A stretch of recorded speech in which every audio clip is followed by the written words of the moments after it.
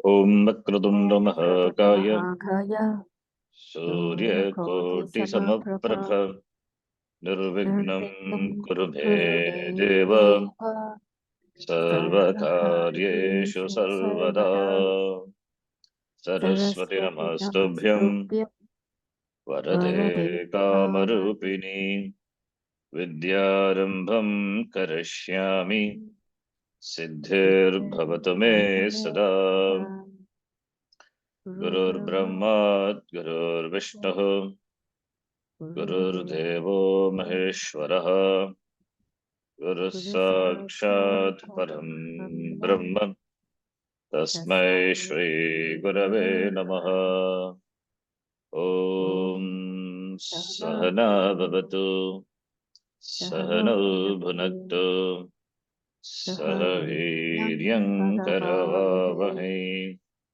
Tejasvinavadhitamastu Tejasvinavadhitamavidvishavahe Vidvishavahe Om Om Shanti Shanti Shanti Shanti Shanti Shanti Om Shri Paramatmane Namaha Om Shri Paramatmane Namaha Atha Chaturthodhyayah Atha Chaturthodhyayaha Shri Bhagavanuvacha Shri Bhagavanuvacha Shloka number 18. Important shloka. Karmanya karma yaf pashyet Karmanya karma yaf parshet akarmani cha karma yaha Akarmani cha karmayaha sabuddhiman manusyeshu Sabuddhima manusheshu sayukta kritsna karma krita Sayukta krishna karma druka karma krita. Sayukta krishna karma kruta This is another profound shloka like nasato vidyate bhavaha. Yaha pashyet, the one who sees what karma, action, in what yaha, the one who sees akarma in karma. First that part you can take. Karmani akarma yaha pashyet. The one who see actionlessness in action. And the one who sees akarmani cha karma in action in actionlessness. So the one who sees action in actionlessness and actionlessness in action, that person is a buddhiman, is an intelligent person, is a jnani, anushesha, among the human beings, is a jnani. Sa yuktaha is an yuktaha, is a yogi, integrated person, is a yogi. Yuktaha yogi ityartaha. Yuktaha yogi, why? Because yujdhatu, from that only yogi, the word is derived. Yuktaha, it's a yogi. Krishna karma krit. And yes, Krishnam karma krit karoti. Was done, what has to be done? Was done in the karma, everything. One was done everything. Krishna karma, Krishna is total. One was done everything that has to be done. Now, that part, second part we'll see. But what is the first part? Seeing actionlessness in action and action in actionlessness. How is it possible? Seems to be contradictory. The person is doing action. It is action. We can see action and action. If it's not doing any karma, action, no action, inaction, you will see inaction, inaction, inaction.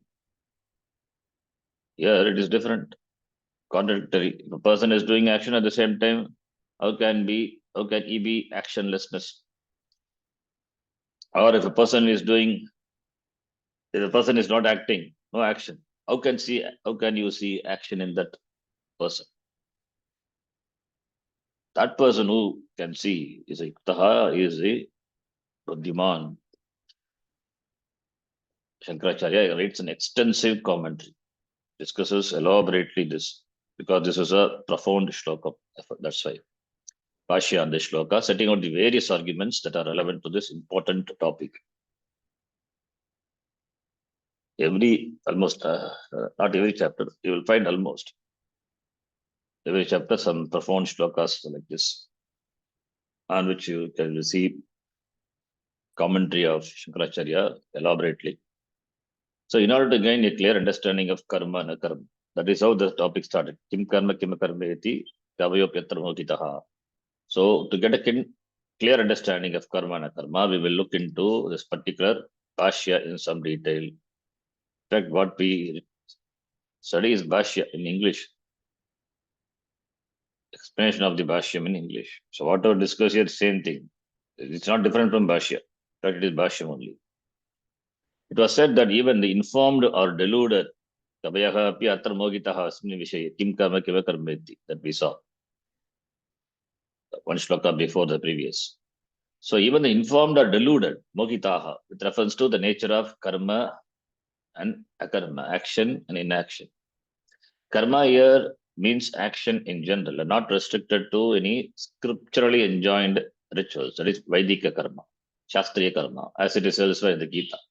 Just karma meaning karma, action. Not any Vaidika or Lokik, just action, just an karma. Because even the learned are confused. Even the scholarly people, Kavayaha, confused. Therefore, Krishna says here, he would reveal to Arjuna the nature of karma, which implies akarma also. Knowing that, he would be liberated from doubt. Knowing that he will be liberated from doubt, and doubt is samsara, ashubhat, mokshase. As he said before, knowing that he will be free from samsara. How is it possible knowing karma, what is karma, what is karma? If you analyze, it will end up only in Atma. Therefore, if you try to analyze karma, you will end up in Atma, by which you become free from the knowledge of Atma, by which you become free from Ashubha, that is the samsara. What is to be done and what is not to be done? Both are considered to be karma, action. What is to be done, that is karma which should be done, karma which should not be done, nishiddha. Nishiddha karma. Both are considered to be karma. Killing, for example, it is himsa. And helping someone, there are two different actions, but both are karma only. Killing is a prohibited action, nishiddha karma, and helping another person is an enjoined action. It is vigita karma.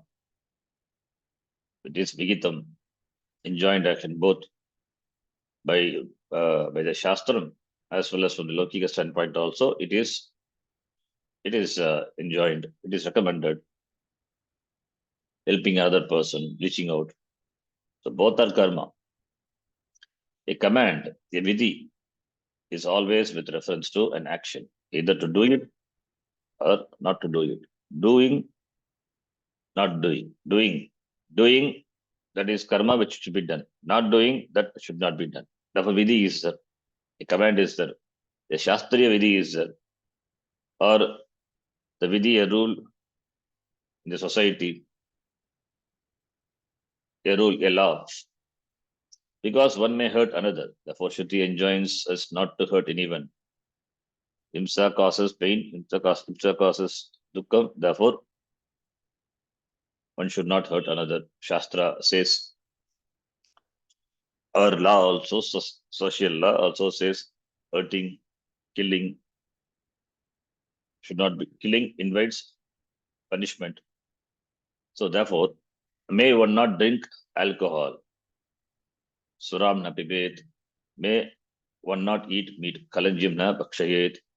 There are also scriptural injunctions. Shastriya vidhi. Shastriya vidhi, enjoined by the Shastra.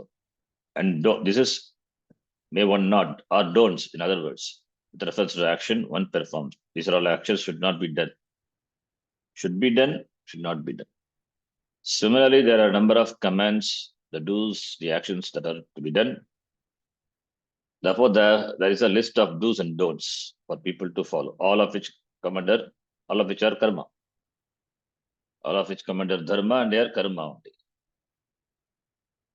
Akarma is also considered to be, karma is also to be understood in terms of karma. Is akarma simply mean not doing action, or is it something more?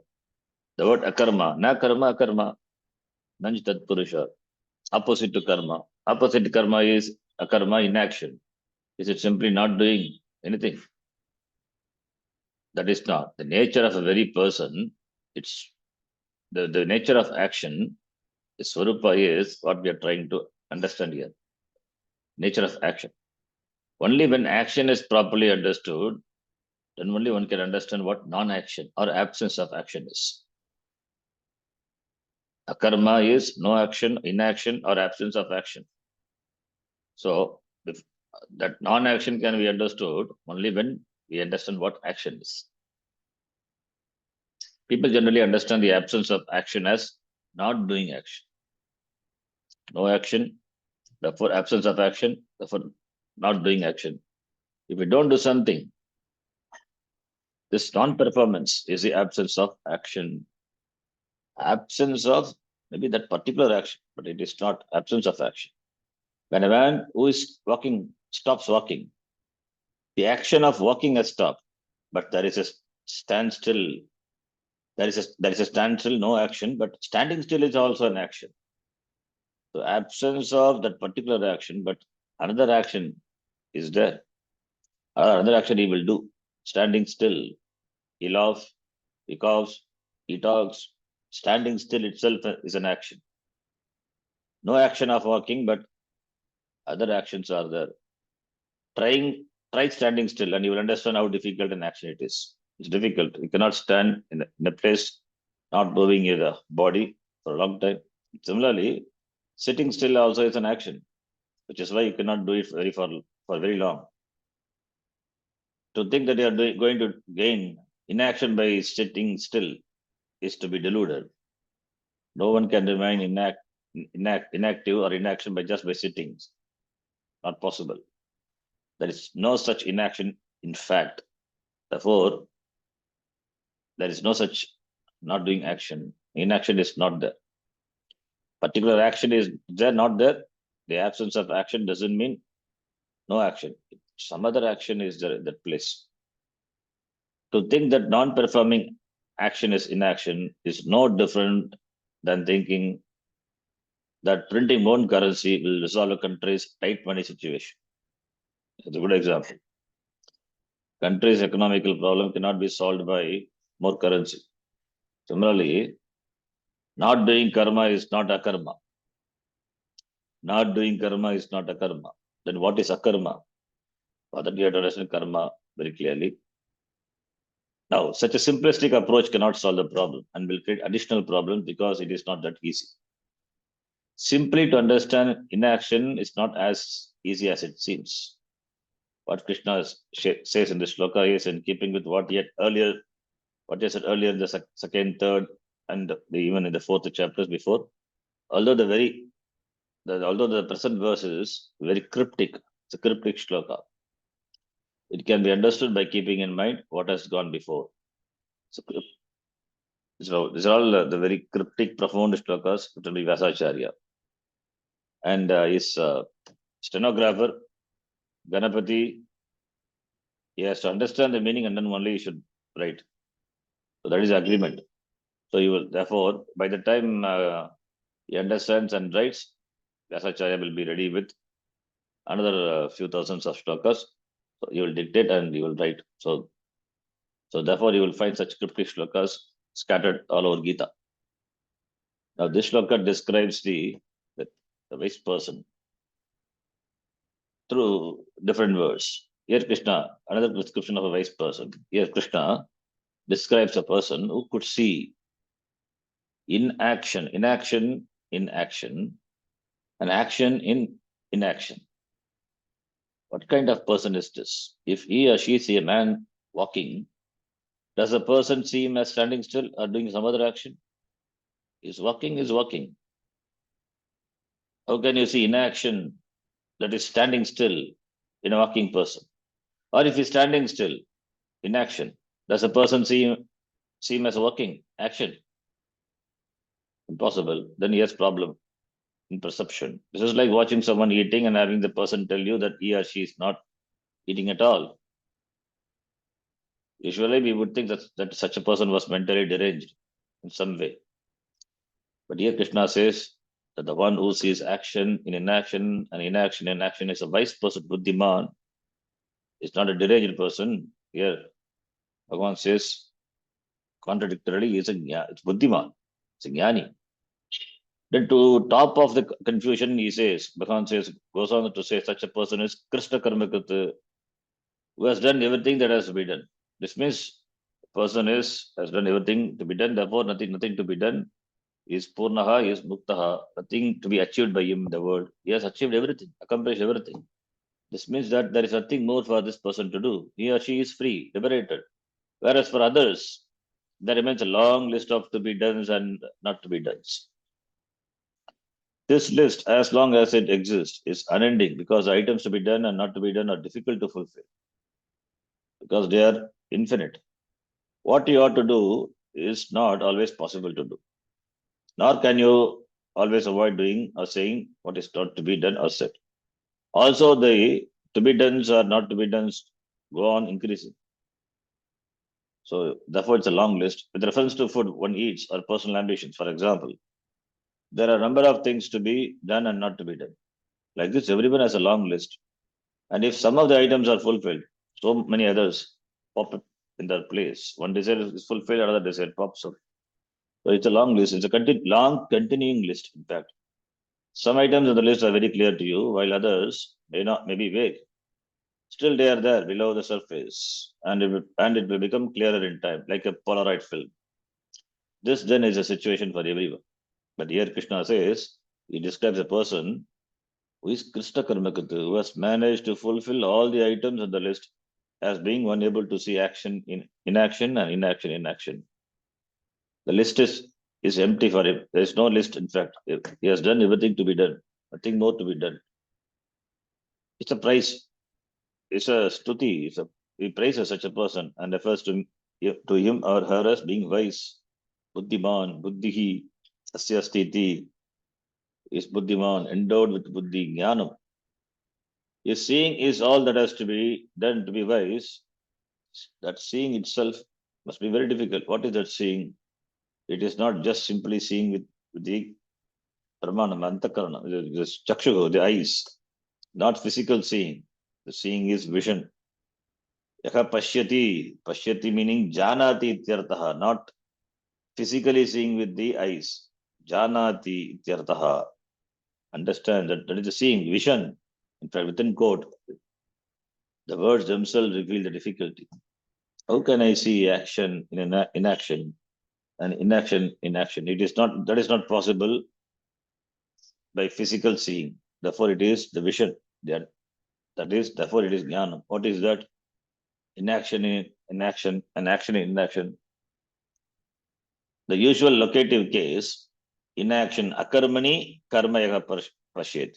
Akarmani is saptami bhakti.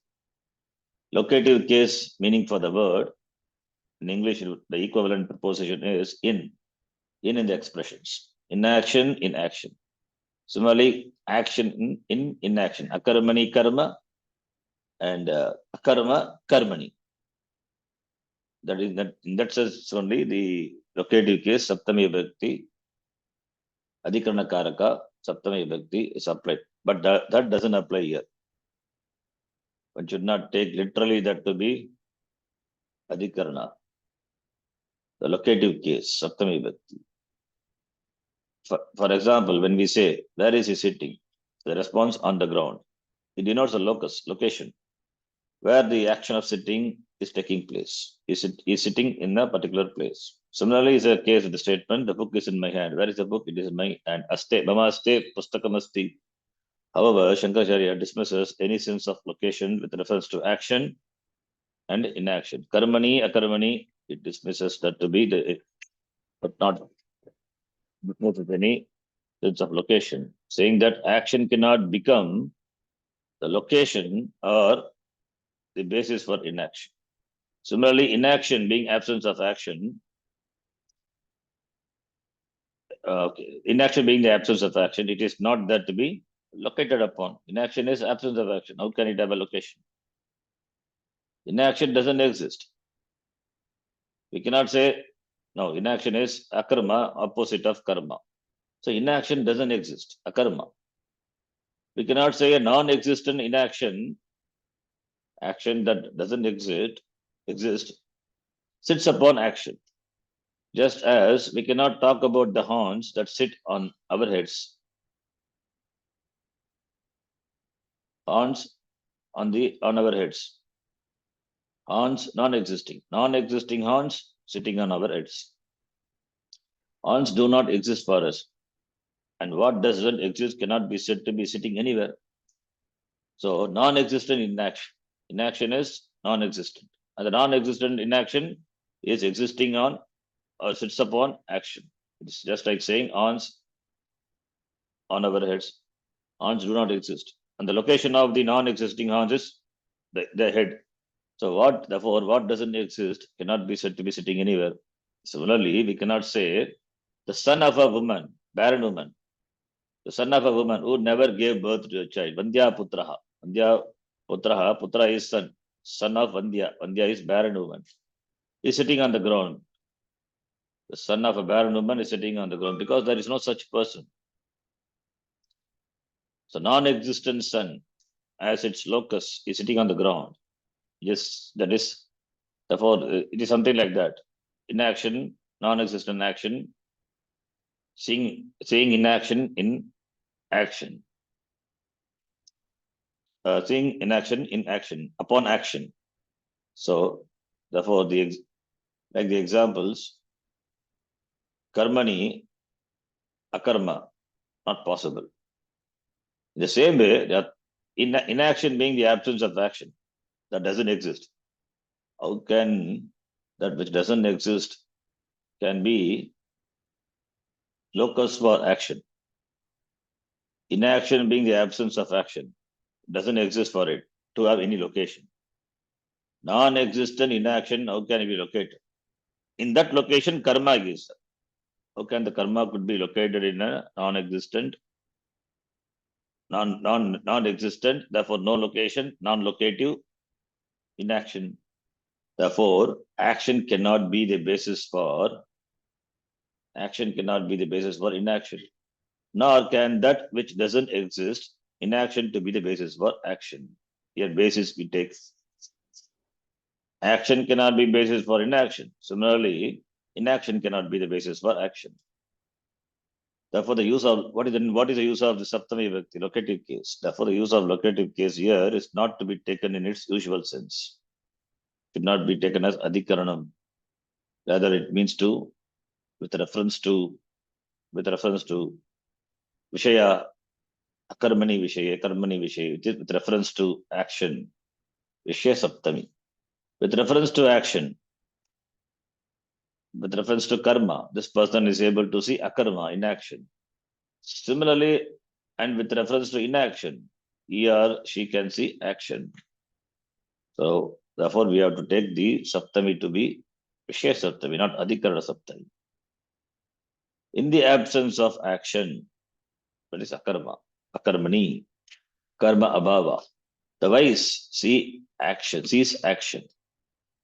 And in the so-called action,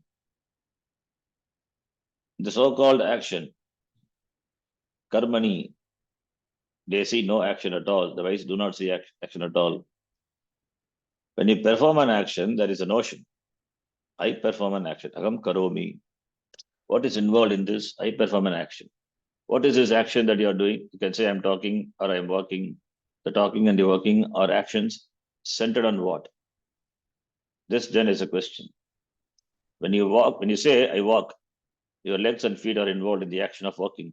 The mind is also involved, having been a decision, a sankalpa to perform the action of walking. Without a sankalpa, you don't perform a deliberate action. Therefore, there is sankalpa. You already did sankalpa, taken a resolution that you will walk. There is always a thought, a desire involved. It is sankalpa. The desire is there. That desire is fulfilled by taking some sankalpa. Yes, I walk. I'm going to walk. That is sankalpa. Taking a decision, sankalpa. So in the action of walking, the mind is involved. The legs and feet are involved. Even the eyes are also involved. And when you say I perform an action, akam karomi, akam is also involved. In this process, the mind, senses, and the physical body are all involved.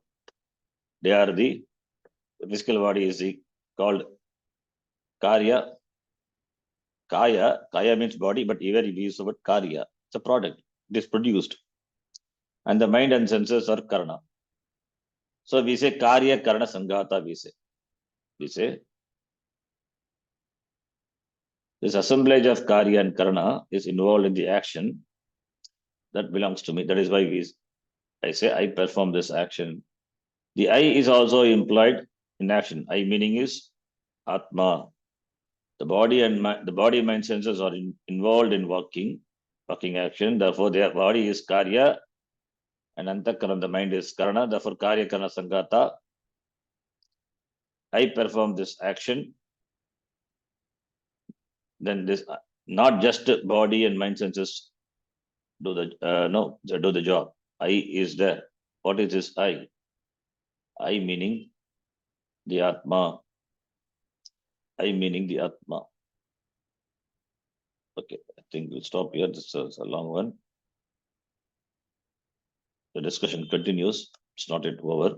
We'll pick up from here the next class. Om Purnamadav Purnamidam Purnat Purnamudachyate Purnasya Purnamadhaya Purnameva Vashishyate.